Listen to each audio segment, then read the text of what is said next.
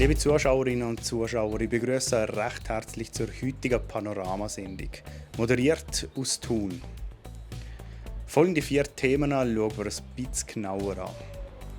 Die inspirierenden Ideen vom Ferienverein-Chef Willi Bähler, Streitigkeiten zum Thema Haftung für Baumängel, wie man im Oberland mit der wachsenden Zahl an Touristen umgeht und ein Beiz, wo sich Hipster und Landwirte treffen.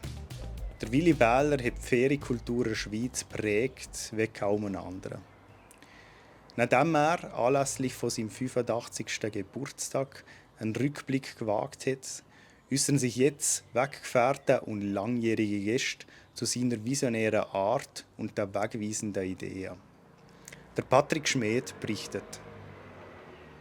Gottofe ist im hintersten Ecke vom Waldetravers und wir haben hier ein Haus gekauft und haben ein Gästehaus daraus gemacht mit Zimmern und Wohnungen. Weil ja die Wanderer und Velofahrer mit leichtem Gepäck fahren, sind sie froh, wenn sie einfach hier sich bedienen können, wenn das Zeug da ist. Und dann hocken sie dann zusammen. Am ersten Tag kocht jeder für sich. Am zweiten Tag sagt man, kochst du auch? Also ich koche für beide. Und die Leute lernen sich kennen. So. Der Gedanke, wie der Willi dort in Montana beim Häfligeröhr, so die Bar, die die ganze Nacht offen war, zelebrieren wir hier auch mit unserer Küche, mit unserem Kochentisch. Ich war beim Klopfstein dann, und der Klopfstein hatte gelbe Garen. Und dann hat der Willi gesagt, ob wir nicht mit diesen Garen ihm seine Mitglieder, seine Gäste auf Spanien führen, in sein Clubhotel. Und dann habe ich gesagt, ja, mit unseren Gelben geht es nicht, wir haben zu wenig Platz. Dann hat er auch gesagt, dann machen wir halt rot. Und so ist der Gar Rouge entstanden. Ich durfte dann nachher 20 Jahre lang aufbauen und führen, und das war eine mega schöne Zeit. Vor 3 Wochen, als er seinen 85. Geburtstag gefeiert hat, waren sie hier im Jura mit der Familie. Und dann sind wir hier auf dieser Terrasse, der Willi Koch. Ich war schon gespannt. Wir sind noch ein bisschen durch das Zeug durchgelaufen und dann hat er mir gesagt, mir gefällt es da. Und das hat mich sehr berührt. Obwohl wir uns nicht alltag sehen. Vielleicht manchmal 2-3 Mal jetzt im Jahr. Aber es ist eine innere Verbundenheit geblieben, ein enormes Vertrauen, eine gegenseitige Wertschätzung. Der Willi hat sehr viel in mein Leben hineingelegt, das ich mich entfalten konnte. Und habe selber jetzt so einen Wahnsinn gemacht in dem La Gottofe. Jetzt ist es eigentlich so, wie wir es uns vorstellen. Und jetzt können wir unsere Vision umsetzen. Wir wollen vor allem, dass Menschen, die hier reinkommen, dass die sagen, es ist friedlich hier, hier ist es uns wohl. Ich denke, die Leute werden in Zukunft zu den Städten aus wollen. Im Sommer zu der Hitze aus und im Winter vielleicht in die freie Natur raus. Hier haben wir viel Sonne im Winter. Ich habe nicht Angst, dass die Leute nicht mehr kommen nächstes Jahr. Ich glaube, dass sie wieder kommen. Der Nationalrat will die Verjährungsfrist von Baumängeln von 5 auf 10 Jahre verdoppeln. An einer Pressekonferenz hat die Schweizer Baubranche jetzt Stellung bezogen. Mit dabei waren noch 2 Vertreter vom Nationalrat, die den Entscheid der Kammer nicht wirklich nachvollziehen konnten. Was denn genauso umstritten ist und wie es jetzt weitergeht, das weiss mein Kollege der Max Saladin. In meines Erachtens hat man ein bisschen zu wenig Augenmerk darauf gelegt, was es eben für Auswirkungen hat. Ich denke, auf dem Blatt Papier macht es vielleicht noch Sinn, dass man sagt, ja, man möchte von 5 auf 10 Jahre, wenn man es so als Konsument einfach anschaut oder als Parlamentarier, Parlamentarierin in einer Kommission. Aber es hat natürlich massive Auswirkungen, eben vor allem für die Bauwirtschaft. Und ich hoffe jetzt schon, dass der Ständerat dann da wieder zurückkrebsen tut in dem Sinn und dass man dann eben bei diesen 5 Jahren bleiben tut, weil es eben schon massive Auswirkungen vor allem für die Bau- und Industrie haben. Wenn jemand bei uns eine Tür bestellt, dann hat er sozusagen wie 10 Jahre lang das Recht, dass die Türen immer funktionieren tut. Müsste keinen Unterhalt machen, keine Wartung machen. Das ist eigentlich völlig offensichtlich, dass eine Tür, die viel gebraucht wird, die muss man ab und zu auch mal wieder einstellen, muss geölt werden, braucht eben einen Wartungsvertrag in dem Sinn, dass man den Unterhalt garantieren kann. Und wenn man in dem Sinn einfach 10 Jahre lang das Recht hat, immer wieder sozusagen eine neue Tür zu haben, dann ist das einfach nicht zeitgemäß und ist einfach auch nicht in Ordnung, weil das Unternehmen müsste finanzielle Rückstellungen bilden für das. Das sind, man tut eigentlich das Unternehmertum in dem Sinn hemmen, weil man weiss, ja, man hat da immer noch Forderungen im Haus rein. Ich tue es darum auch unter dem Titel von Juristenfutter abhandeln, weil am Schluss wird es einfach einen Schriftverkehr geben, wer hat wie Recht, wer hat was nicht gemacht. Und ich habe ein bisschen die Befürchtung, dass am Ende des Tages massive juristische Kosten aufgelaufen sind, aber jetzt ein Beispiel von meiner Türe immer noch nicht funktioniert. Ich finde, das ist einfach ein falscher Ansatz, sondern es ist auch die Verantwortung der Bauherren, dass man das aktiv gut begleiten und dass, wenn ein Problem ist, dass man es gerade aktiv angeht, dass man das Problem lösen kann, wenn man es noch einfach lösen kann und nicht, wenn einfach schon alles fertig ist. Und dass man einfach auch da die offene Kommunikation nach außen tragen tut und aufzeigen tut, was es für Konsequenzen hat. Und dass eben am Schluss sollte ja eine Tür funktionieren und allen Freude machen und nicht allen nur Bauchweh. Politisch ist der Fokus beim Beschaffungsrecht weg vom Preis. Das ist aus Sicht der Branche unrealistisch, wie man dann eigentlich verschiedenste Wege und Gewährleistungsgarantien hätte einerseits und eine Frist von 10 Jahren für einen Unternehmer weder finanziell noch vom Arbeit her zu handeln ist. Ich bin überzeugt davon, dass der Ständerat den Entscheid vom Nationalrat kippen will. Und wenn wir im Nationalrat genug Informationen und Aufklärung machen können, dass das dann auch dort wieder bei diesen 5 Jahren wird bleiben. Von Gesetzesänderungen kommen wir jetzt zu einem Thema, wo klare Regeln ebenfalls von Vorteil sind. Immer mehr Touristen strömen nämlich ins schöne Berner Oberland. Dass künftig, wie zum Beispiel beim Steg zu Iseltwald, auch auf dem Bödeli Eintritt gezahlt werden muss, das ist nicht geplant. Mein Kollege der Ben Abeckler hat sich zu diesem Thema mit dem Direktor der Tourismusorganisation Interlaken, Daniel Sulzer, unterhalten.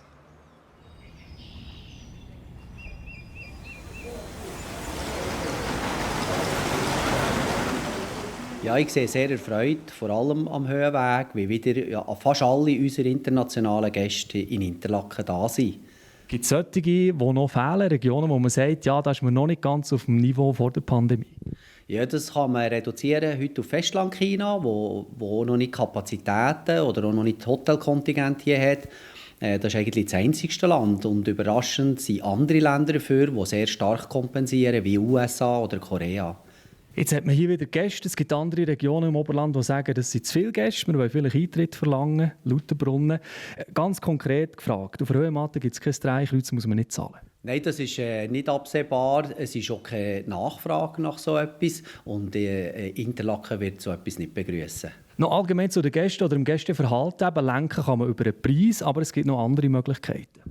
Ja, über den Preis ist eine Möglichkeit, die Nachfrage zu steuern oder die Gästeströme zu lenken. Hingegen setzen wir mehr drauf auf Kommunikation. Wir haben für das so eine Landingpage eingerichtet, wo wir die Gästeströme insofern lenken können, dass wir dem Gast schon bei seiner Abreise daheim eine Informationspalette anbieten, wie er sich auf die Kultur von hier, wie er sich auf die Gepflogenheiten und Traditionen von hier vorbereiten kann. Und so können wir indirekt auch Gästeströme lenken.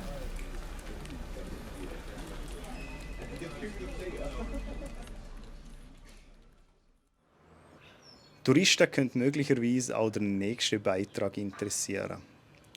Es geht um das Restaurant Rio zu Worblaufen, eine neue Oase mit Stammbeitspotenzial.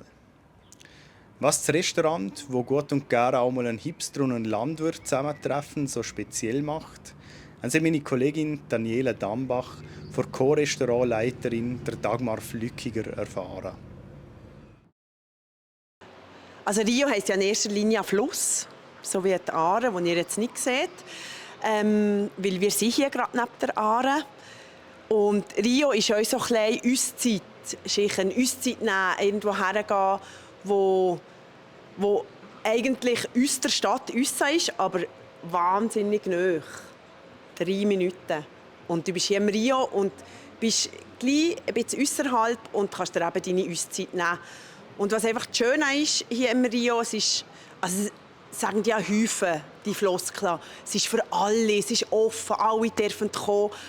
Aber wir haben jetzt wirklich in den letzten 3 Wochen auch erfahren, dass das so ist.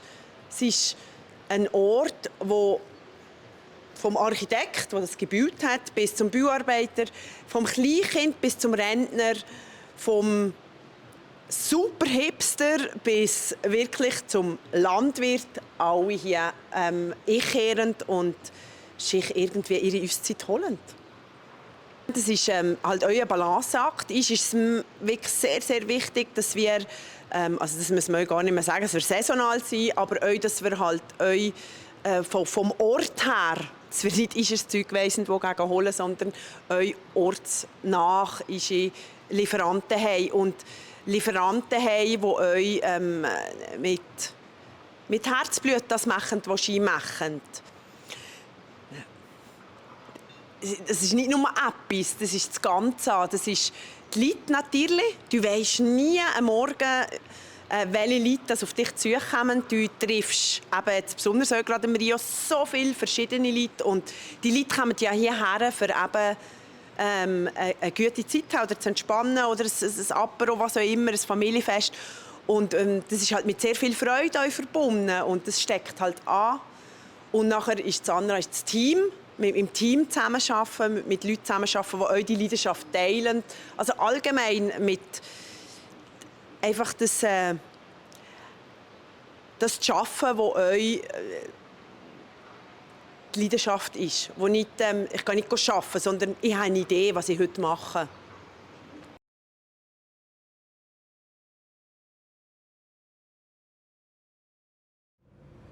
An dieser Stelle schalten wir doch kurz ins Studio zu meinem Kollegen Matthias Mast. Er verratet uns nämlich, wer der nächste Gast in der Talksendung «Zusammen im Zentrum» ist. Mein heutiger Gast hat ein bürgerliches Leben angestrebt, das hat durchgezogen, Ingenieur geworden, Familie gegründet etc., beruflich erfolgreich. Und irgendwann hat er gesagt, es gibt doch noch etwas anderes. Heute ist er Mediator für Quantenbewusstsein. Merci vielmals an Adam Nafzger, mein Gast. Ja, liebe Zuschauerinnen und Zuschauer, das war es vor der heutigen Panoramasendung. Mehr Infos zu den einzelnen Themen und Artikeln gibt es wie immer auf plattformj.ch oder auch in unserer App.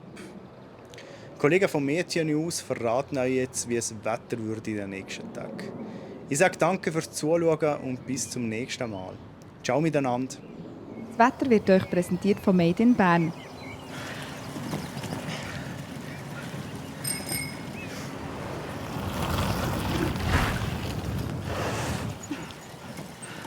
Bärenstarke Erlebnisferien. Made in Bern. Ich begrüße Sie ganz herzlich zu Ihrem Plattform J-Wetter für den Kanton Bern. Schön, sind Sie wieder mit dabei. Am heutigen Dienstag ist die Luft im Alpenraum unter leichtem Hochdruckeinfluss ein bisschen abgetrocknet worden, sodass sich heute trotz Quellwolken vielfach recht sonniges Wetter eingestellt hat. Allerdings ist die Luft nach wie vor instabil geschichtet, sodass am Nachmittag dann auch in Richtung Oberland das Regenrisiko angestiegen ist.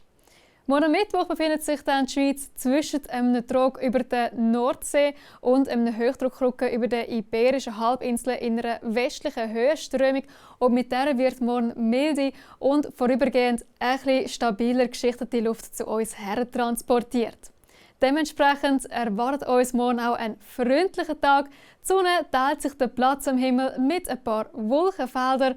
Tagsüber bilden sich auch ein paar Quellwolken. Es bleibt dabei meistens trocken. Auch im Oberland ist das Regenrisiko nur sehr gering ausgeprägt. Am Nachmittag ist es warm mit 23 bis 24 Grad. Im Flachland bläst dabei leichter bis mäßiger Südwest- bis Westwind. Auf den Bergen haben wir mäßigen Südwestwind. Die 0-Grad-Grenze liegt auf 3200 bis 3400 Meter. Am Donnerstag geht es trotz Wolkenfelder und vermehrt Quellwolken vielfach recht sonnig weiter. Allerdings steigt im Verlauf des Nachmittags vor allem in Richtung Oberland das Regen- und Gewitterrisiko an. Ab dem Freitag sind die Prognosen im Detail noch unsicher. Es dürfte aber mit Wolken, zum Teil ein bisschen Sonnenschein und gelegentlichem Regen oder Gewitter weitergehen. Dabei ist es warm. Temperaturen erreichen am Donnerstag 23 bis 24 Grad. Bis am Montag sinkt dann aber das Temperaturniveau. Und damit wäre es das von meiner Seite. Ich bedanke mich dafür, dass Sie zugeschaut haben und wünsche Ihnen noch eine ganz gute Zeit. Ade miteinander.